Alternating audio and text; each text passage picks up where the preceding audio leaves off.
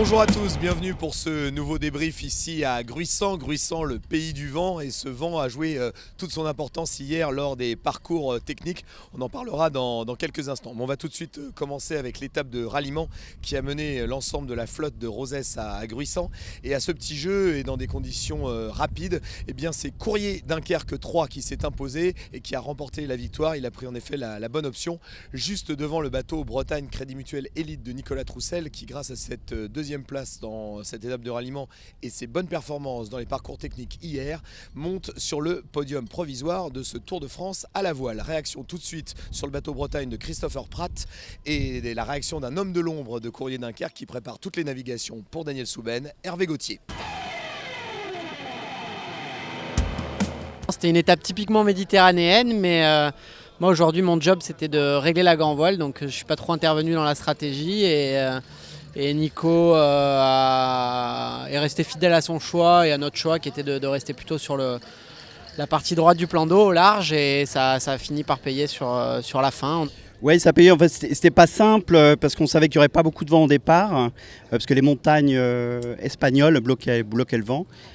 Donc le jeu au début, c'était d'être plutôt à terre où il y avait un effet de site, et après de faire attention de ne pas se faire piéger par l'effet de tampon qui est créé par les reliefs de la baie de Cadaqués. Voilà. Bon, ça a été encore plus pire que l'on pensait. Les bateaux n'avançaient quasiment plus, je crois. Et je crois que l'équipage de Courrier Dunkerque a su gagner cette guerre des nerfs et a redémarré en premier. Il fallait bien choisir sa place de parking. À un moment, ils ont pris une risée, là, ils sont partis et la course est gagnée là. Ouais. On aurait aimé accrocher le wagon de Dunkerque, mais on a mis beaucoup de temps à toucher le vent tous au niveau du départ et du Cap Creux. Et puis quand c'est reparti, Dunkerque a tout de suite mis un wagon à tout le monde. Et puis après, on a réussi avec ce placement un peu au large à revenir sur les deux autres, donc c'est quand même une belle opération. En face, il y a Groupama qui est aussi une très bonne équipe. Je pense que c'est secret pour personne que c'est un des deux qui va gagner le Tour. Dunkerque a la chance d'avoir aujourd'hui 18 points ou 19 points d'avance, 18 points d'avance. Donc c'est une avance confortable mais qui peut se perdre très rapidement. Donc que le meilleur gagne, c'est de bonnes équipes, il faut juste être fort jusqu'au bout. La suite de ce débrief avec les parcours techniques qui ont eu lieu hier ici à Gruissant. On a assisté à des courses dans des conditions de vent plutôt fortes, plutôt musclées, aux alentours des 20 nœuds de vent. Et on a assisté surtout à un mano à mano dans les deux premières régates avec les deux prétendants à la victoire finale sur ce Tour de France à la voile 2014. Une victoire pour Groupama 34, une victoire pour Courrier Dunkerque. Et dans la troisième manche, les conditions ont changé. Le vent a baissé aux alentours des 12 nœuds de vent. Puis tout d'un coup, il est remonté. Et à ce petit jeu, tous les équipages ont tenté leur chance, et c'est le bateau Nantes-Saint-Nazaire, équipage amateur à signaler, qui a gagné cette troisième régate du jour. Tout de suite, la réaction de Jean-Baptiste Gelé, son skipper. Ce qui a été déterminant, c'est les manœuvres. Il fallait être très efficace, il y avait quand même du vent, donc il fallait pas se louper. Il y en a beaucoup qui se sont loupés, et je pense qu'on a gagné là-dessus. Et voilà, après ce qui était la chose plus déterminante, je pense, c'était de bien partir devant et d'aller vite. Avec la victoire sur la troisième manche qu'on a réussi à faire, ça fait vraiment plaisir, ça fait du bien, et puis on se dit qu'on n'a plus qu'à recommencer, quoi. Voilà, on est à bord du bateau Bi-Bruxelles Biennevoile avec les deux co-skippers du bateau. On va commencer par la skippeuse du bateau, Delphine Volters, bonjour. Bonjour Olivier. Avec à côté de moi aussi Olivier Bessire, l'autre skipper du bateau. Bonjour Olivier. Alors Olivier, comment ça se passe justement quand on est co-skipper sur un bateau? Qui décide? Comment ça se passe?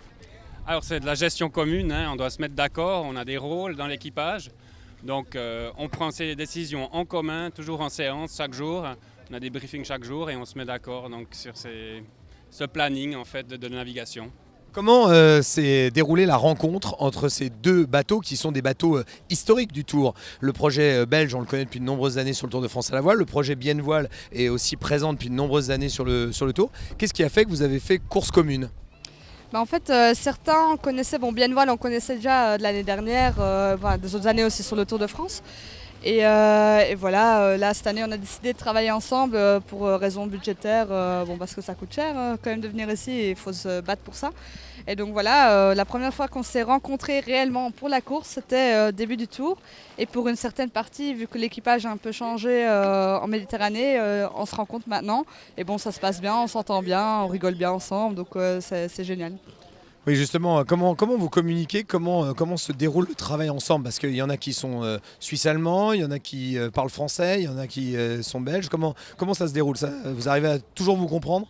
Alors, la langue commune, c'est le français. On essaye vraiment de parler tout en français. Sur le bateau, il y a des fois des petits problèmes de communication, mais on fait au mieux et puis on communique vraiment beaucoup pour que ça se passe bien. Avec ce projet Bienvoile, Bi-Bruxelles Bienvoile, vous êtes dans le classement amateur. Comment se passe ce Tour de France à la voile pour vous en ce moment? Alors, super bien. Alors, moi, je reviens d'une navigation aujourd'hui où vraiment on a un équipage, où on a des mordus, on donne tout ce qu'on a. Donc, c'est agressif. Même par le gros temps, on arrive à faire un super résultat. Enfin, on a fait des bonnes places. Et puis, c'est toute une histoire en fait de coordination, de préparation. Et puis, plus on avance dans le tour, plus on chope de l'expérience et plus on arrive à travailler ensemble. Et puis un dernier petit mot, demain c'est la grosse étape de ralliement entre Gruissant et Hyères. Delphine, comment vous allez préparer cette navigation? Est-ce que vous serez tous les deux à bord? Oui, on sera tous les deux à bord. On va faire majorité de préparation ce soir encore. On va encore travailler sur la nave. On a fait déjà une grosse partie, mais bon, la météo ne sera pas facile, ce ne sera pas des conditions les plus faciles, mais a priori ce serait beaucoup de portants. Donc ça va aller vite, on va aller très vite. On devrait arriver dans la nuit, donc voilà, là il faudra surtout bien se reposer ce soir. Donc tout le monde va aller se coucher tôt, on va aller bien manger, dormir et demain se réveiller tôt pour tout bien préparer encore, vu que normalement on partirait vers midi. Donc, moi que ce sera plus tôt, on ne sait pas encore à voir. Mais la prépa se fait bien. Et puis mentalement aussi, on va faire des briefings encore ce soir pour bien discuter de toutes les manœuvres qu'il y aura à faire, réviser tout, pour que tout le monde sache bien ce qu'il doit faire à bord, quoi. Ben voilà, donc ce focus sur l'équipage Bi-Bruxelles Bienvoile, un équipage 100% amateur dans le classement amateur du Tour de France à la voile. Le débrief, c'est aussi toute l'actualité de ce qui se passe à terre dans le village animation et on est actuellement dans la boutique officielle du Tour de France à la voile qui est tenue par notre fournisseur officiel Musto avec Quentin. Salut Quentin. Salut Olivier. Alors pourquoi Musto est-il présent sur le Tour de France à la voile? Musto est présent depuis de nombreuses années sur des événements mondiaux tels que la Volvo Ocean Race et on s'était dit qu'il était pas mal de revenir sur des événements nationaux. Et le Tour de France, quoi de mieux que le Tour de France pour revenir sur des événements nationaux avec le sillonnement du littoral tout l'été, tout juillet. Alors Quentin, vous équipez toute l'organisation du Tour de France à la voile, mais qu'est-ce qu'on trouve dans la boutique officielle pour les gens qui passent dans le village? Justement, on trouve vraiment toute la gamme Musto, de la veste très technique que tu portes au t-shirt casual que tout le monde peut porter. Mais surtout, ce qu'on trouve, c'est de la gamme Tour de France à la voile avec les polos, les vestes, les petits sacs, les casquettes. Voilà, il y a vraiment tout l'équipement floqué Tour de France à la voile pour cet événement. La gamme officielle du Tour de France à la voile en plus qu'on trouve exclusivement dans la boutique, c'est ça? C'est tout à fait ça, exclusivement ici sur le Tour de France. Bon voilà, je suis équipé des pieds à la tête. Maintenant, je vais pouvoir partir pour la prochaine étape du Tour de France à la voile, direction Hyères. Allez, on se retrouve bien sûr pour un nouveau débrief là-bas, à Hyères, pour la suite du Tour de France à la voile 2014. Salut! Bon, tiens, je te laisse ça.